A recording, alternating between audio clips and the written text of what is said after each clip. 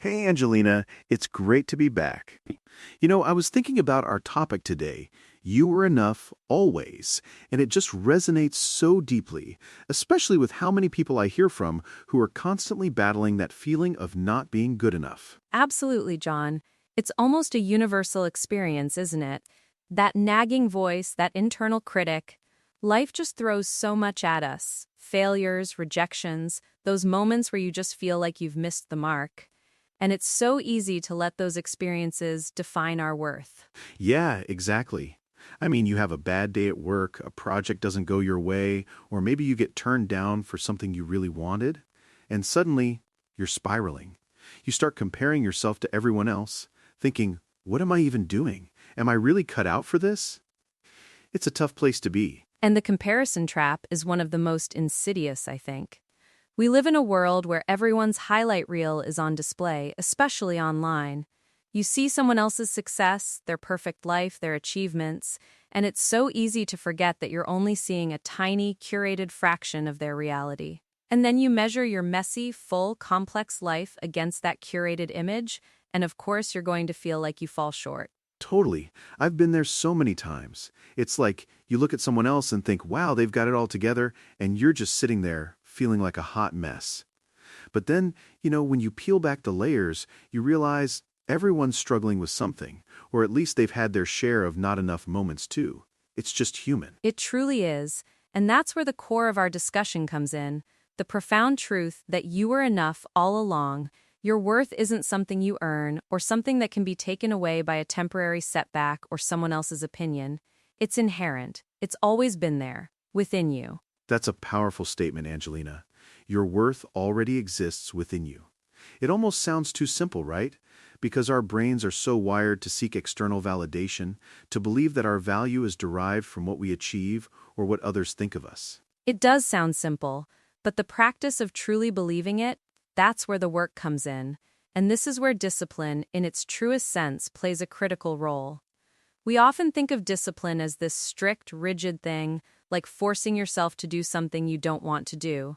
But when we talk about discipline in the context of self-worth, it's about a consistent, gentle commitment to uncovering and honoring that intrinsic value. So it's not just about, say, hitting the gym or sticking to a budget.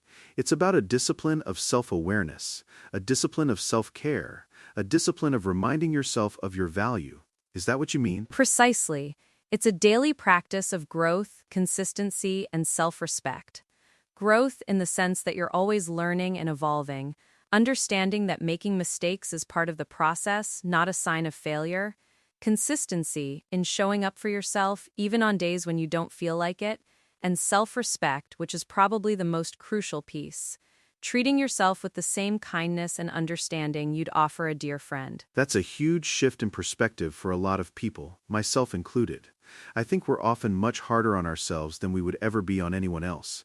We hold ourselves to these impossible standards, and then, when we inevitably don't meet them, we just beat ourselves up. Exactly.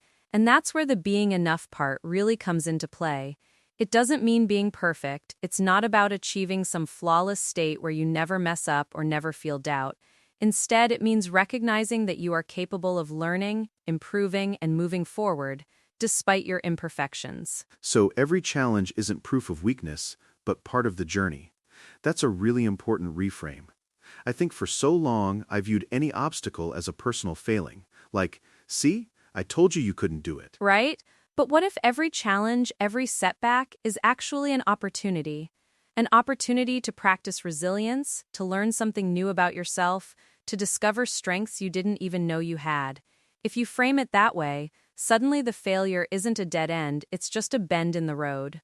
That makes so much sense. It's about reframing the narrative in our heads. Instead of, I failed, therefore I am a failure, it becomes, I encountered a challenge and I learned from it, and that makes me stronger. And when you start respecting yourself, truly respecting who you are, everything changes. You actually stop chasing external validation because the approval you seek is already within you. You stop needing someone else to tell you you're good enough because you already know it. That's a huge mental shift. I can imagine that would free up so much energy too. Instead of constantly looking outside yourself for approval, you can direct that energy inward, towards personal growth. It's like a superpower. It absolutely is, and discipline strengthens that mindset every single day. It's the daily choice to prioritize your well-being, your growth, your inner peace. It's saying, I am worth the effort, my potential is worth nurturing, and that, in itself, is an act of self-respect. So how do we start building that discipline?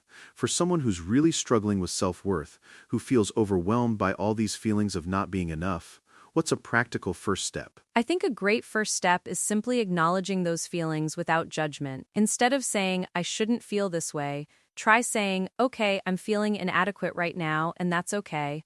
What caused this feeling? Just observing it, almost like an external observer, can create a little bit of space between you and the feeling. That's a good point. We often try to fight or suppress those negative feelings, which usually just makes them stronger. Acknowledging them gives them less power, doesn't it? Precisely. And then, once you've acknowledged it, you can start to gently challenge it. Ask yourself, is this feeling truly reflecting my reality, or is it a story my mind is telling me? Often, it's just a story, based on old beliefs or past experiences. And remember, you are allowed to grow while still appreciating who you are right now. You don't have to wait until you're perfect to feel worthy. That's so crucial. Allowed to grow while still appreciating who you are right now. It's not an either-or, it's a both-and. You can be a work in progress and still be inherently valuable. That's a huge relief, honestly, because I think a lot of us feel like we have to reach some endpoint before we can truly love or accept ourselves. It's a continuous journey, John, and it requires patience.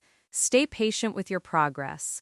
There will be days when those old doubts creep back in, days when you feel like you're taking 2 steps back, but that's part of the human experience.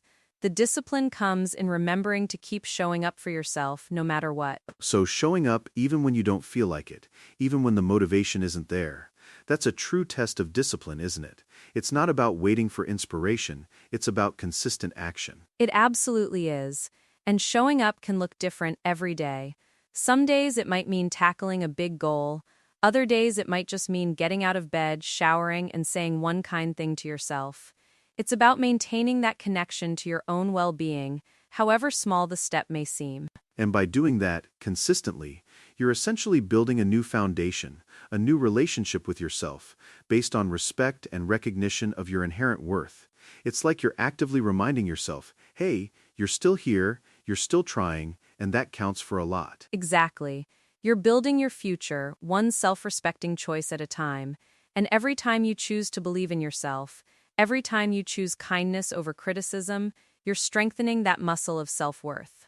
It's a process, not a destination, and I think that's a key takeaway here. It's not like one day you'll wake up and suddenly, definitively, feel enough forever. It's something you cultivate and nurture over time. Exactly. Because you were never missing value, John. You were only forgetting it. Like a precious treasure you'd misplaced, but it was always there, waiting to be rediscovered. Life's journey is often about remembering who you truly are and all the incredible value you bring. That's such a beautiful way to put it, Angelina. Never missing value, only forgetting it. It really shifts the blame from ourselves to just life, or circumstances, or societal pressures.